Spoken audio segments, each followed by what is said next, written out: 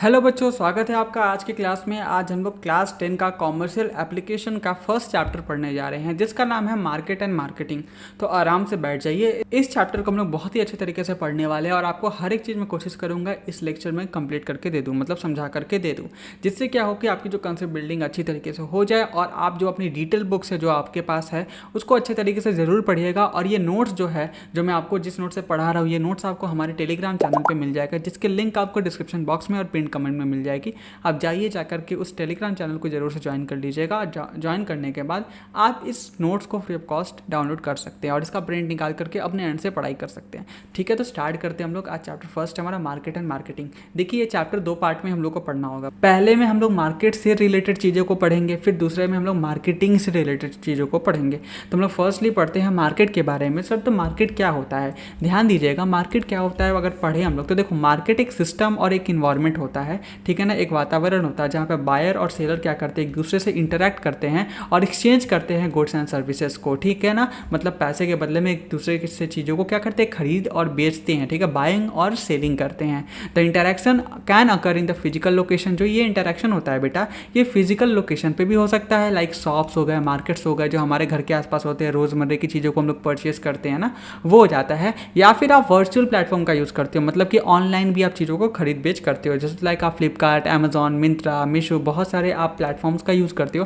तो ये भी क्या होते हैं, मार्केट होते हैं। अगर यानी कि आसान भाषा में अगर हम लोग बात करें तो मार्केट एक ऐसा जगह होता है जहाँ पे बायर और सेलर होते हैं और किसी भी गुड्स एंड सर्विसेज को परचेस एंड सेल करते हैं in the exchange of money. ठीक है ना, एक्सचेंज ऑफ वैलिड कंसिडरेशन आप कह सकते हो, जो मनी और काइंड भी हो सकता है। और ये जो प्लेस होता है, फिजिकल प्लेस भी हो सकता है, वर्चुअल प्लेस भी हो सकता है।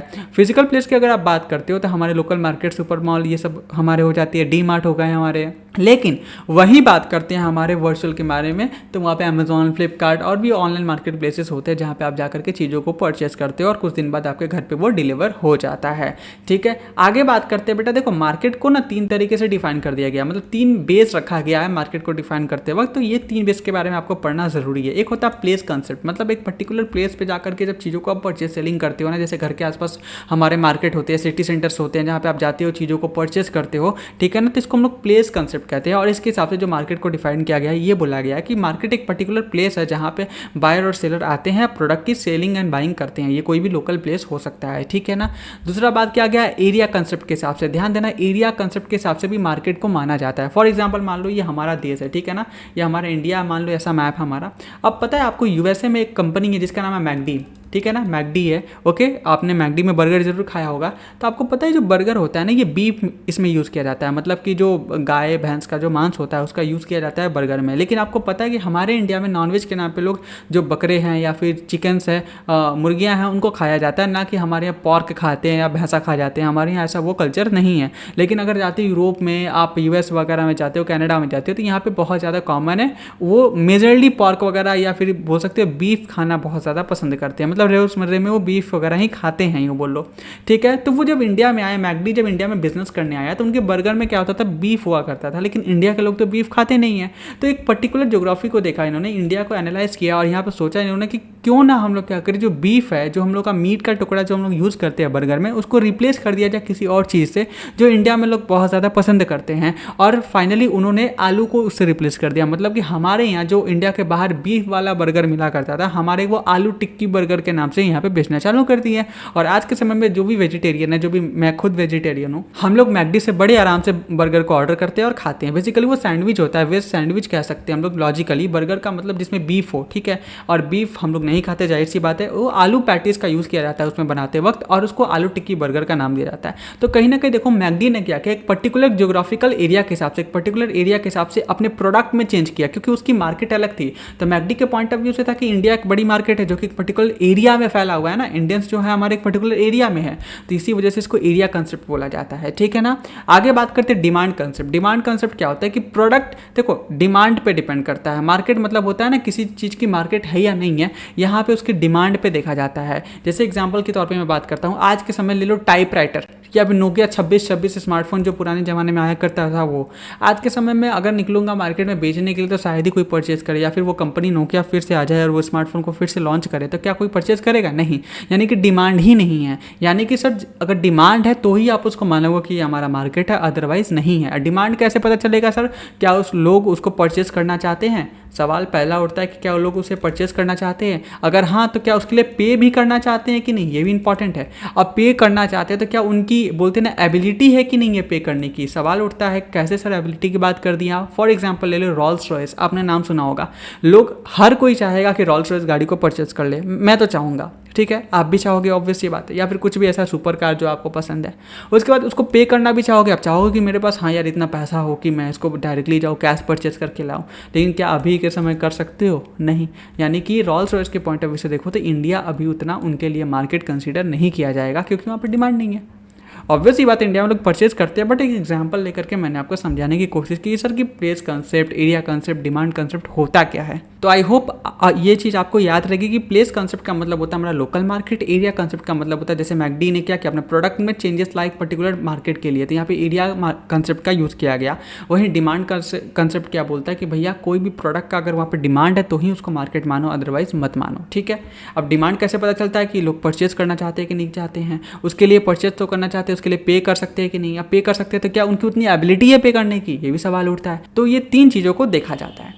आगे बात करते हैं फीचर क्या होता है। तो भाई साहब मार्केट का फीचर, बायर सेलर आएंगे, प्रोडक्ट की सेल परचेस करेंगे, तो ये तो फीचर हो गया। यहाँ पे एक्सचेंज होता है गुड्स एंड सर्विसेज का, ठीक है ना। यहीं पे प्राइस को भी डिटरमाइन किया जाता है डिमांड को देखते हुए। डिमांड अगर किसी प्रोडक्ट की बहुत ज़्यादा है तो कई बार देखते हो प्राइस भी बढ़ जाता है, लेकिन और अगर प्रोडक्ट की डिमांड अगर कम है तो कई बार प्राइस भी घट जाती है। एग्जाम्पल के तौर पर मैं लेता हूँ, कोविड का टाइम था, सैनिटाइजर की अचानक से कमी पड़ गया, मतलब डिमांड ज़्यादा हो गया, सप्लाई कम था, प्रोडक्ट क्या हुआ, प्रोडक्ट की प्राइस बढ़ानी पड़ गई। लेकिन आज के समय में वही देखो, डिमांड कम हो गया, सप्लाई ज़्यादा हो गया, तो कोई सैनिटाइजर कोई परचेज ही नहीं करता है। एक समय ऐसा भी था जब सैनिटाइजर 500, 600, 1000 रुपये का बिका था कोविड के टाइम में, और एक समय ऐसा भी आया जो सैनिटाइजर 20-30 रुपये का मिलना चालू हो गया था।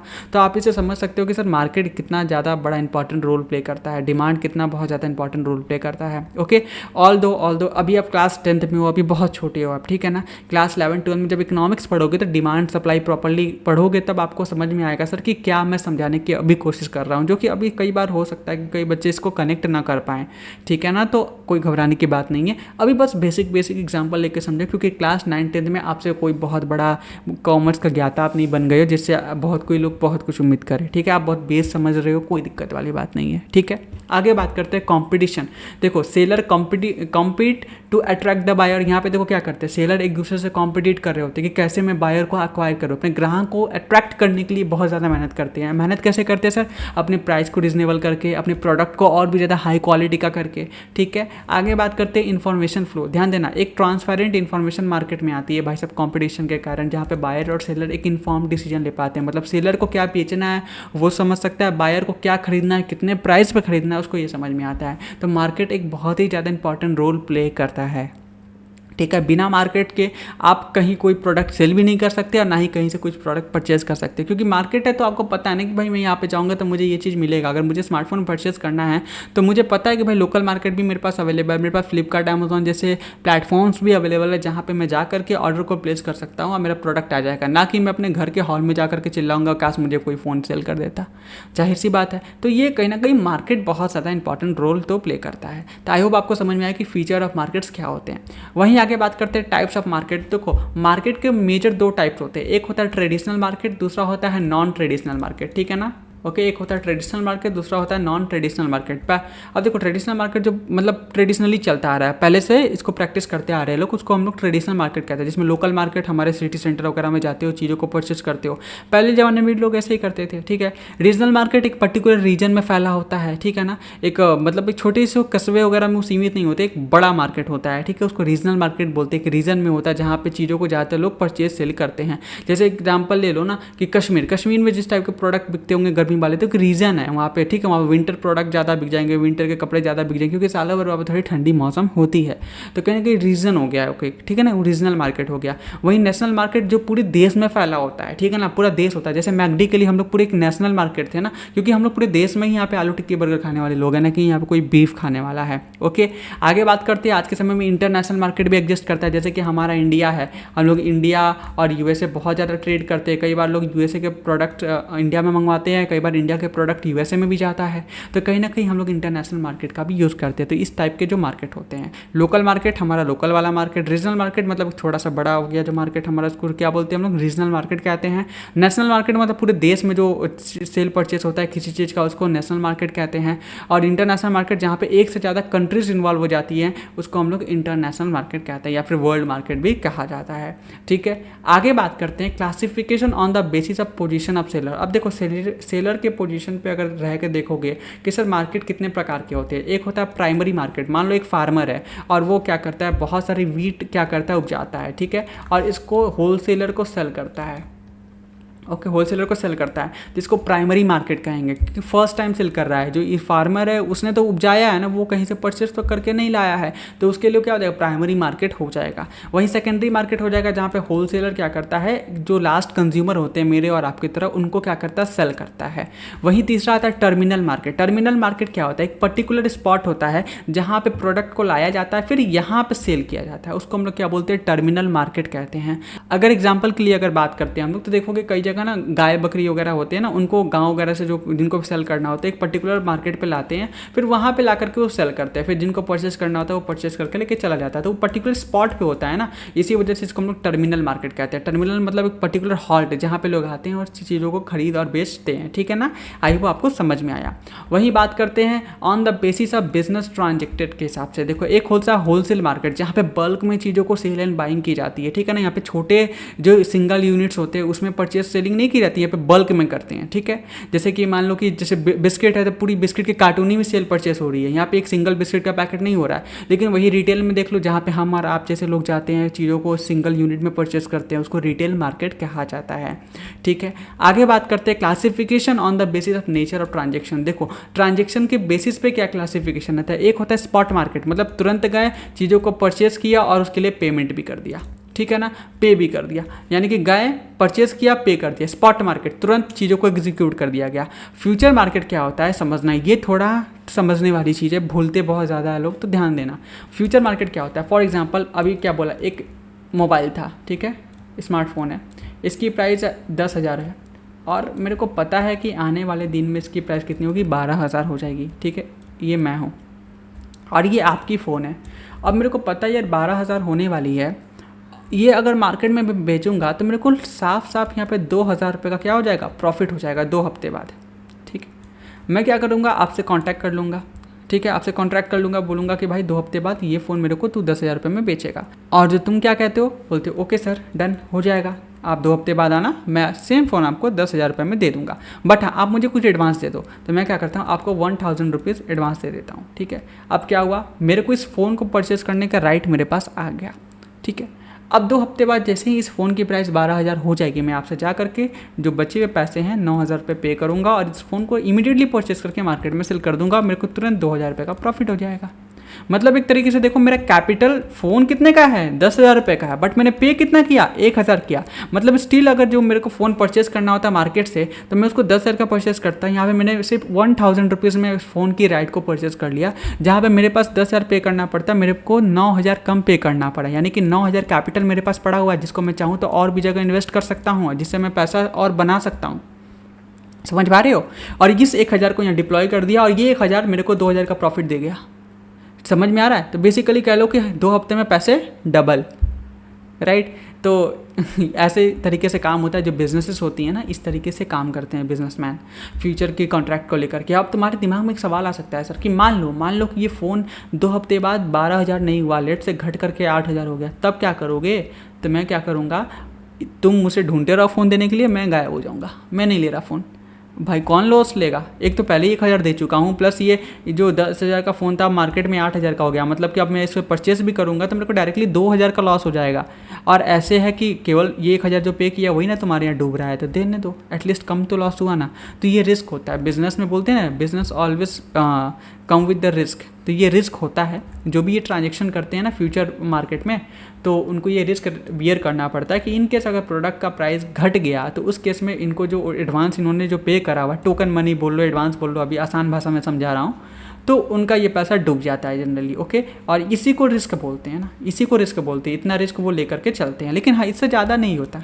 ओके, इतना रिस्क तो होता ही है। तो आई होप आपको समझ में आ रहा होगा। ओके, आगे बात करते हैं हम लोग on the basis of goods transacted. तो एक होता है कॉमर्शियल मार्केट, जहाँ पे कॉमर्शियल प्रोडक्ट मतलब बड़े बड़े मशीनरीज वगैरह बल्क में परचेज सेलिंग होती है। लेकिन दूसरा होता है कैपिटल मार्केट। कैपिटल मार्केट में शेयर्स हो गए आपके, ओके, डेट्स हो जाते हैं, डिवेंचर्स जिसको बोलते हैं। ओके, तो ये सब चीज़ों का सेल परचेसिंग होता है। ठीक है, स्टॉक मार्केट वगैरह में जाते हो ना, जहाँ पे शेयर्स हो गए, फाइनेंशियल इंस्ट्रूमेंट्स का बेसिकली यहाँ पे ट्रांजेक्शन किया जाता है। वहीं कॉमर्शियल मार्केट में जाते हो तो तुम्हारे कॉमर्शियल प्रोडक्ट्स होते हैं। ठीक है, जैसे गोल्ड सिल्वर्स भी वहाँ पे ट्रांजेक्टेड की जाती हैं, मतलब चीज़ों को सेल परचेस किया जाता है। बड़े बड़े लेवल पे आप चावल दाल देखते हो ना, बहुत ही मतलब टन्स में जो परचेसिंग होती है, मशीनरी का होता है, उसको कॉमर्शियल मार्केट कहते हैं। और कैपिटल मार्केट में आपके शेयर्स होते हैं, डिवेंचर्स होते हैं, प्रेफरेंस शेयर्स होते हैं, ये सारे जो आते हैं, आपके बॉन्ड्स हो जाते हैं, ये सारे कैपिटल मार्केट में यूज़ किया जाता है, मतलब सेलिंग और बाइंग की जाती है। ओके, आगे बात करते हैं नॉन ट्रेडिशनल मार्केट के बारे में। ध्यान देना, नॉन ट्रेडिशनल मार्केट जो आज के समय में नया उभर के आया है, जो पहले नहीं हुआ करता था बेसिकली, इसी वजह से इसको क्या बोलते हैं हम लोग, नॉन ट्रेडिशनल मार्केट कहा जाता है। और देखो, पहला होता है कैटलॉग मार्केट। बेसिकली हम लोग क्या करते हैं, कैटलॉग्स के थ्रू अपनी एडवर्टाइजमेंट करवाते हैं और प्रोडक्ट को सेल करने की कोशिश करते हैं। या फिर कैटलॉग के थ्रू ही तुम्हारे क्या करते हैं, लोग तुम्हें प्रोडक्ट का ऑर्डर देते हैं और आप उसको प्रोडक्ट को सेल करते हो। एग्जाम्पल के लिए देखोगे, कई बार न्यूज़पेपर वगैरह परचेस करते होगे तो आपको कैटलॉग्स मिलते हैं, या फिर किसी स्टोर में जाते हो तो आपको जनरली कैटलॉग्स वगैरह दिया जाता है। आप उसको पढ़ते हो, फिर आप उसके अकॉर्डिंगली क्या करते हो, ऑर्डर करते हो एंड प्रोडक्ट आपके पास आता है। तो इसको हम लोग क्या बोलते हैं, कैटलॉग मार्केट कहते हैं। वहीं बात करते हैं इन होम मार्केट क्या होता है, जहाँ पे लोग घर घर डोर टू डोर जा करके प्रोडक्ट को सेल करते हैं, प्रोडक्ट को दिखाते हैं और आपको कोशिश करते हैं प्रोडक्ट को सेल करने की। उसको हम लोग क्या बोलते हैं, इन होम मार्केट कहते हैं। ठीक है, आगे बात करते हैं टेली मार्केट। टेली मार्केट क्या होता है, जहाँ पे आप प्रोडक्ट को परचेस करने के लिए फ़ोन पे ऑर्डर करते हो। जैसे देखो 2004-05 के पहले जब इंटरनेट उतना नहीं हुआ करता था, लोगों के पास नहीं था इंटरनेट, तो उस समय डोमिनोज होम डिलीवरी किया करता था। और होम डिलीवरी कैसे करता था, बोलता था कि फ़ोन नंबर अपना टीवी पे एडवर्टाइज करवाते थे, हम लोग न्यूज़पेपर में निकलवाते थे, अपने दुकान जो डोमिनोज के जो रेस्टोरेंट हुआ करते उसके बाहर बड़े बड़े लगा के रखता था ये लोग फ़ोन। अब बोलता था इस नंबर पर आप कॉल कीजिए, अपना ऑर्डर को प्लेस कीजिए, हम आपके घर पर डिलीवर करेंगे। इवन बात करते हैं अमेज़ॉन। ठीक है, अमेज़ॉन का आपने नाम सुना होगा। इनिशियली इन्होंने जो जेफ बेजोस थे, जिन्होंने अमेज़ॉन को फाउंड करा है, ठीक है, जिन्होंने अमेज़ॉन कंपनी को बनाया है, उन्होंने इनिशियली बुक्स को सेल करना स्टार्ट किया था अपने घर के गैराज में। ठीक है, तो जनरली क्या करते थे, कैटलॉग्स या फिर पेपर में इश्तिहार निकलवाया करते थे और अपने नंबर को लोगों के द्वारा पब्लिकली बोलते थे ना, सर्कुलेट करवाया था, जिससे क्या हो सके कि जिसको भी बुक चाहिए आप इस फ़ोन पे कॉल कीजिए, नंबर पे कॉल कीजिए और अपने बुक का नाम बताइए और 4 से 5 दिनों में आपके घर पे, depend upon the location distance, आपके घर पे वो डिलीवर कर दिया जाएगा।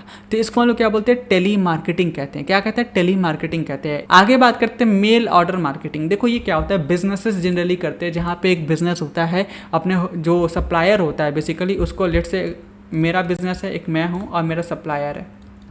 ओके, मैं इसको पहले मेल लेकर के पूछूंगा, भाई ये सामान है, लेट से मुझे बुक्स की स्टोर खोलनी है, तो मुझे बल्क में बुक चाहिए, तो लेट से मुझे कॉमर्स की बुक चाहिए। ओके, तो मैं बोलूँगा भाई कॉमर्स की बुक मेरे को 1000 पीस चाहिए थी, ये राइटर की, XYZ राइटर की। या फिर मान लो कि वेदित लर्निंग की चाहिए मुझे बुक, ठीक है ना, क्या वेदित लर्निंग की बुक आपके पास अवेलेबल है, तो ये बोलेगा हाँ है, मेल पे। फिर मैं बोलूँगा अच्छा ठीक है, कितने का है प्राइस, तो ये बोलेगा भाई साहब बुक की प्राइस ये XYZ है, लेट से मैं मान लेता हूँ 1000 पीस बुक है और 100 रुपीज़ प्राइस मान लेता हूँ, मतलब 1 लाख रुपया प्राइस हो गया। ठीक है, तो ये बताएगा हाँ भैया 1 लाख रुपये की प्राइस है। फिर मैं बोलूँगा ओके दे दो। तो ये जो चिट्ठी लेके कबूतर वाला काम कर रहे हैं ना, इसको हम लोग मेल ऑर्डर मार्केटिंग कहते हैं। ठीक है, मेल के थ्रू होता है। देखो कि जनरली आजकल के समय मेल के थ्रू एडवर्टाइजमेंट भी किया जाता है। लोग जो होते हैं ना, B2B जो बिजनेसेस होते हैं, ये मेल के थ्रू ज़्यादा कम्युनिकेट करते हैं, क्योंकि जो इनकी डीलिंग होती है बहुत ही ज़्यादा हैवी अमाउंट में होती है। ओके, और हैवी क्वांटिटी में होती है। अब बात करते हैं हम लोग डायरेक्ट रिस्पॉन्स मार्केट में। बेसिकली इसमें कौन से आते हैं, आपको जो TV, magazine, news channel, radio, television पे जो एडवर्टाइजमेंट आ रहा होता है ना, इसको हम लोग डायरेक्ट रिस्पॉन्स मार्केट कहते हैं। क्या बोलते हैं, डायरेक्ट रिस्पॉन्स मार्केट कहते हैं, जहाँ पे बोलते हैं ना कंपनी टोल फ्री नंबर देती है और आप जाकर के वहाँ से भी चीज़ों को परचेज सेलिंग कर सकते हो। आगे बात करते हैं ऑटोमेटिक वेंडिंग मशीन, ATM।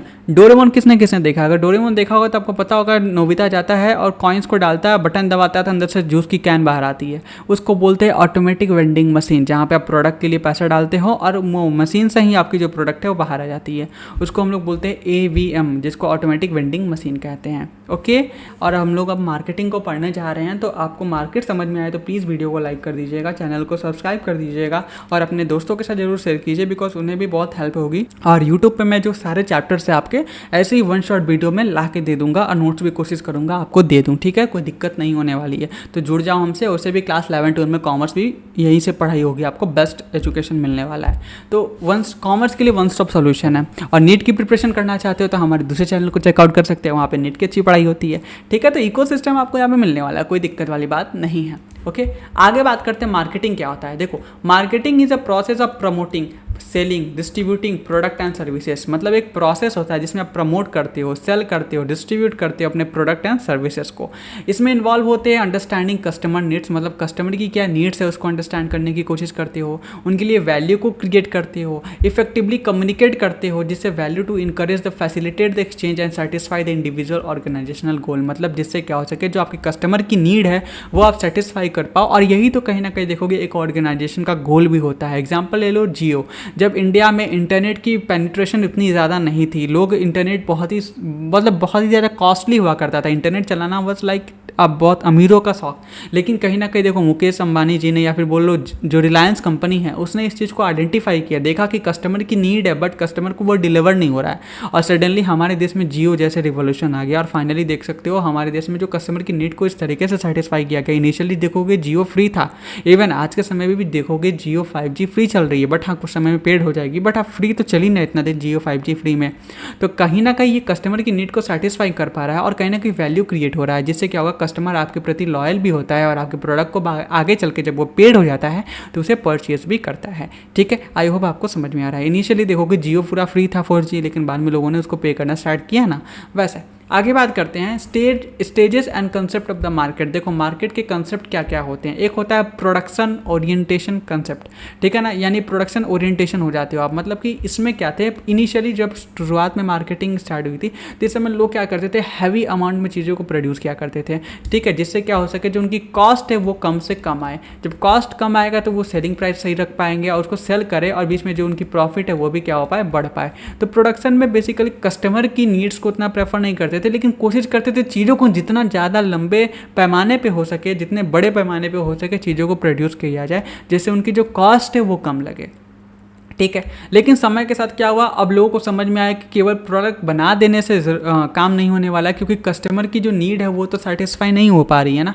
तो यहाँ पे लोगों ने सोचा क्यों ना अब हम लोग प्रोडक्ट ओरिएंटेशन हो जाए, मतलब अब प्रोडक्ट बनाते हैं जो कस्टमर की रिक्वायरमेंट है उसको देख करके, जो कस्टमर चाहता है वैसे प्रोडक्ट को बनाया जाए और उनको सेल किया जाए। रिलेटिवली यहाँ पे जो कॉस्ट था ये हाई हो गया था, जब कॉस्ट हाई होगा तो सेलिंग प्राइस भी हाई होगा, लेकिन प्रॉफिट भी मॉडरेट सा था, प्रॉफिट भी हर एक कंपनी अपना कमा रही थी कहीं ना कहीं, क्योंकि प्रोडक्ट ओरिएंटेशन थे। जिनको जो प्रोडक्ट चाहिए था कस्टमर को वो तो खरीदेगा ही आज नहीं तो कल, ठीक है। तो वो ऐसा वाला सीन था। सेल ओरिएंटेशन कंसेप्ट, यहाँ पे क्या था कि सेल ओरिएंटेड हो गए लोग, यहाँ पे कस्टमर की नीड्स या उस ये चीज़ों को नहीं देखा जाने लगा, बल्कि सेल ओरिएंटेड हो गया। मतलब कि बस कैसे भी बेचो, प्रोडक्ट को बेचो बेचो बेचो बेचो, ऐसा वाला रेस लग गया। आज के समय में देखते हो ना कई सारे ऑनलाइन प्लेटफॉर्म है, कहीं अगर आप नाम ईमेल आईडी अगर रजिस्टर कर दो तो घर पे वो परेशान कर देंगे आपको, प्रोडक्ट परेशान लेके सर ले लो ले लो ले लो ले लो। तो सेल ओरिएंटेशन इसको बोलते हैं। इनका फोकस होता है कि भाई सेल को कैसे भी करके बढ़ाओ, क्योंकि जितना ज़्यादा सेल होगा उतनी ज़्यादा प्रॉफिट होगी, और उससे फिर क्या करोगे आप कॉस्ट को कम रखो या फिर जो भी करो। तो आई होप आपको समझ में आया कि production orientation, product orientation, sale orientation क्या होता है।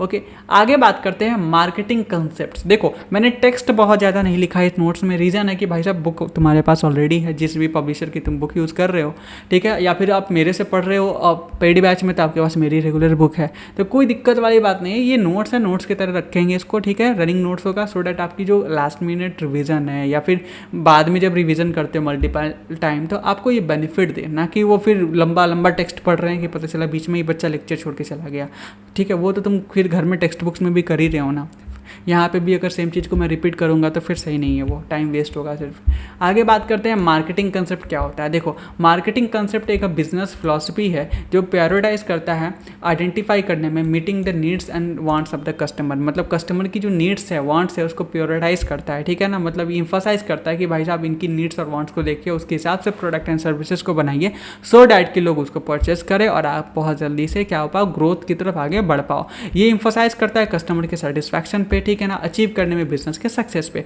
कुछ ऐसे प्रिंसिपल्स है जो आपको ध्यान रखना पड़ता है मार्केटिंग कंसेप्ट के, जैसे आपको कस्टमर फोकस होना पड़ता है, कस्टमर की जो चीज़ें हैं उसको समझना पड़ता है, उसकी क्या अंडरस्टैंडिंग है, कस्टमर को समझिए, उनके नीड्स को समझिए, ठीक है ना, टारगेट कस्टमर को प्रेफरेंस दीजिए, ये सारी चीज़ें होती हैं। इंटीग्रेटेड मार्केटिंग मतलब यहाँ पे कोऑर्डिनेट कीजिए ऑल मार्केटिंग एक्टिविटीज़ से। अब सर ऑल मार्केटिंग एक्टिविटीज़ में क्या क्या होते हैं, तो जनरली 4 P's ऑफ मार्केटिंग को आपको ध्यान रखना पड़ता है। Product, price, place, promotion. फिर से मेरे साथ बोलो, प्रोडक्ट, प्राइस, प्लेस, प्रमोशन। इसको 4 P's ऑफ मार्केटिंग कहते हैं। क्या बोलते हैं इसको? Product, price, place, promotion.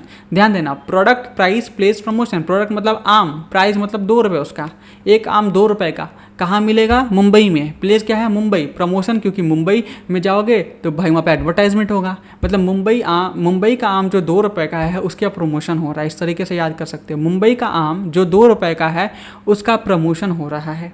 Mumbai का आम, मुंबई मतलब प्लेस, आम मतलब प्रोडक्ट, प्राइस मतलब 2 रुपया, और प्रमोशन तो हमने यूज़ किया था। मुंबई का आम जो 2 रुपये का है उसका प्रमोशन हो रहा है। मुंबई का आम जो 2 रुपये का है उसका प्रमोशन हो रहा है। इस तरीके से आप 4 P's ऑफ मार्केटिंग को याद रख सकते हो। मुंबई का आम, फिर से मैं बोल रहा हूँ, मुंबई का आम जो 2 रुपये का है उसका प्रमोशन हो रहा है। मुंबई क्या है? प्लेस है। आम क्या है? प्रोडक्ट है। प्राइस क्या है? 2 रुपये है, और प्रमोशन हो रहा है, यानी प्रमोशन, यानी 4 P's of marketing, product, price, place, promotion. ठीक है, आगे बात करते हैं प्रॉफिटेबिलिटी। ध्यान देना, achieving the organizational goal through the satisfying the customer needs more effectively than the competitor. आपको प्रॉफिटेबिलिटी की तरफ जाना है तो आपको ये चीज़ को ध्यान रखना पड़ेगा, कस्टमर की जो नीड्स है उसको बहुत ही ज़्यादा इफेक्टिवली आपको सेटिस्फाई करना पड़ेगा as compare to the competitors. Example Jio इसका है भाई साहब, कस्टमर की नीड्स, लोगों को इंटरनेट चलाना था तो उन्होंने क्या किया, कस्टमर की नीड को सेटिस्फाई किया, जो एयरटेल और भी वोडाफोन और पता नहीं कौन कौन से कंपनी नहीं कर पा रहे थे। और समय के साथ क्या हुआ, जियो का रिवोल्यूशन आ गया, जो कंपिटिटर थे उनको एक हद तक ख़त्म ही कर दिया। आज के समय में वी बचा है और एयरटेल थोड़ा बहुत बचा, क्योंकि एयरटेल का जो सेलिंग है एयरटेल बेसिकली इंडिया के बाहर भी ऑपरेट करता है, इसी वजह से एयरटेल बच पाया, अदरवाइज एयरटेल भी नहीं बच पाता। ओके, आगे बात करते हैं लॉन्ग टर्म पर्सपेक्टिव। ध्यान देना, बिल्डिंग लास्टिंग कंज्यूमर रिलेशनशिप। ठीक है ना, आपका यहाँ पे क्या होगा, कंज्यूमर रिलेशनशिप को आप बिल्ड कीजिए।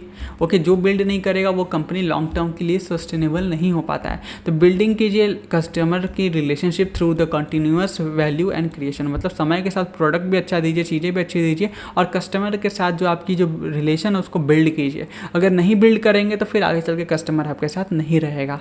ओके, आगे बात करते हैं सोशल मार्केटिंग कंसेप्ट क्या होता है। देखो सोशल मार्केटिंग कंसेप्ट क्या होता है समझो। सोशल मार्केटिंग कंसेप्ट जो होता है ये एक्सटेंड करता है ट्रेडिशनल मार्केटिंग कंसेप्ट को, इनकॉर्पोरेट करता है सोशल वेलफेयर की यहाँ बात होती है, बिजनेस की स्ट्रैटेजी की बात होती है। ये फोकस करता है प्रोडक्ट के क्रिएशन पे, उसके प्रैक्टिस को, और बेनिफिट जो होता है कस्टमर और सोसाइटी दोनों को हो पाए। यहाँ पे सोशल वेलबींग पे फोकस किया जाता है। Balancing the company profit with the social benefits, यहाँ पे जो भी कंपनी प्रॉफिट भी कमाती है तो सोसाइटी की तरफ भी मतलब थोड़ा बहुत कंट्रीब्यूट करना होता है, जो इंश्योर करता है मार्केटिंग प्रैक्टिस को और कंट्रीब्यूट करता है positivity to the society. Example के लिए क्लासमेट का अगर आपने कॉपी यूज़ किया होगा तो उसको पलट के पीछे देखोगे तो वहाँ पे बताते हैं कि हम लोग कुछ अपना पैसा है जो है बच्चों के एजुकेशन पे खर्च करते हैं। तो ये कहीं ना कहीं दिखाता है कि नहीं, एक कंपनी जब कमा रही है तो सोसाइटी के प्रति भी उसकी कुछ रिस्पॉन्सिबिलिटी होती है जिसका उसको निर्वाहन करना पड़ता है।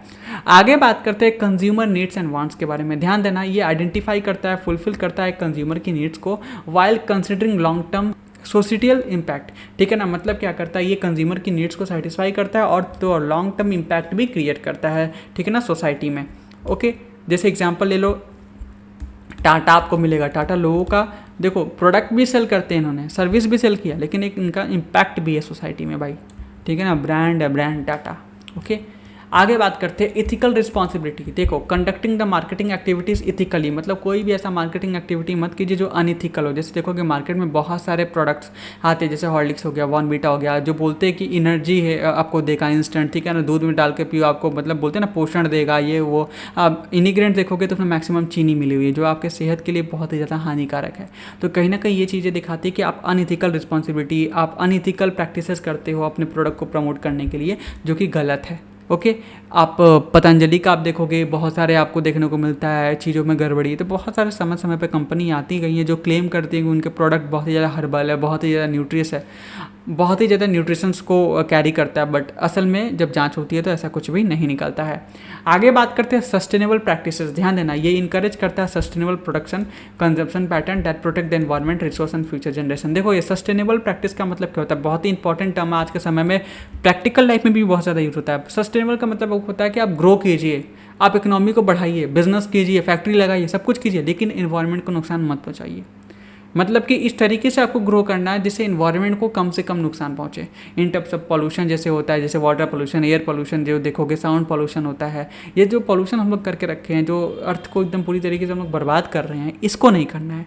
आप ग्रो कीजिए बट सस्टेनेबिलिटी के साथ, मतलब जो हमारी जो इन्वायरमेंट है उसको नुकसान नहीं पहुँचना चाहिए। इसी को हम लोग सस्टेनेबल प्रैक्टिसेस कहते हैं।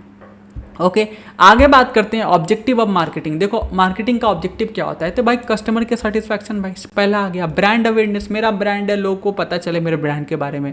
अब जैसे हम ही यूट्यूब चैनल पे वीडियो बना रहे हैं, लोगों को आपको फ्री में पढ़ा रहे हैं, क्यों, मेरा फोकस है कस्टमर भी मेरा सेटिस्फाइड है, प्लस ब्रांड अवेयरनेस, लोगों को पता चले कि वेदर लर्निंग क्या है।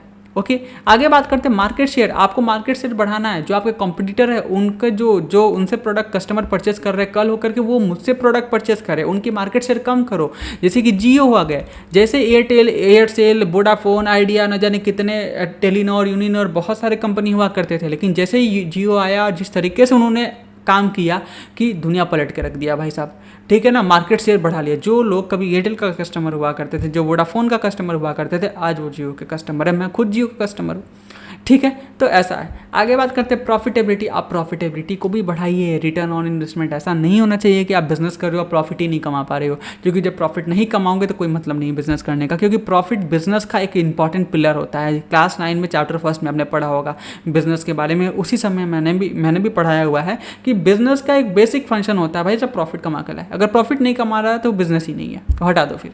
आगे बात करते हैं कस्टमर लॉयलिटी। ध्यान देना, बिल्ड करना, मेंटेन करना लॉन्ग टर्म रिलेशनशिप। मतलब यहाँ पे क्या करते हो, लॉन्ग टर्म रिलेशनशिप को बिल्ड करते हो, जिससे कस्टमर इंकरेज हो पाता है आपके बिजनेस से, बाद में और भी प्रोडक्ट परचेस करने के लिए लोगों को सजेस्ट करता है, और आपके प्रति वो लॉयल रहता है, ठीक है ना कि आपके उसके तरह जो कुछ करके चली गई। खैर आगे बात करते हैं फंक्शंस ऑफ मार्केटिंग। मार्केटिंग का फंक्शन क्या होता है, कौन कौन से फंक्शंस आप मार्केटिंग में करते हो। तो पहला था मार्केट रिसर्च। आप देखते हो, इंटरप्रेट करते हो, मार्केट से बहुत सारे डेटा पिक करते हो, जिसमें ये पता चलता है कि मार्केट में क्या लोगों की डिमांड है, क्या कंपटीशन का लेवल है, किस टाइप के प्रोडक्ट चल रहे हैं, किस टाइप के लोग चीज़ों को परचेज करना चाहते हैं, क्या ट्रेंड है, ये सारी चीज़ों को देखते हो। उसके हिसाब से आप क्या करते हो, एक प्रोडक्ट को डिज़ाइन करते हो, उसको डेवलप करते हो, ठीक है, सो डैट कि कस्टमर की नीड को आप सेटिस्फाई कर पाओ।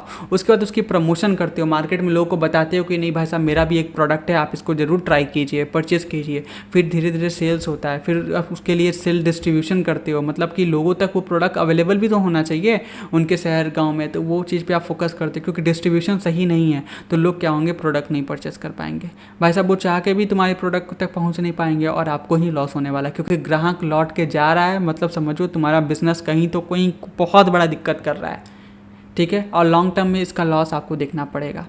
आगे बात करते हैं प्रोसेस ऑफ मार्केटिंग। मार्केटिंग में कौन कौन से प्रोसेस इन्वॉल्व होते हैं, ध्यान देना। The process of marketing involve the series of step aim to understanding the customer needs, ठीक है ना। ये क्रिएट करता है वैल्यू, ठीक है ना, इफेक्टिवली जो डिलीवर करता है value to the target audience, मतलब बेसिकली आप टारगेट ऑडियंस को वैल्यू डिलीवर करते हो।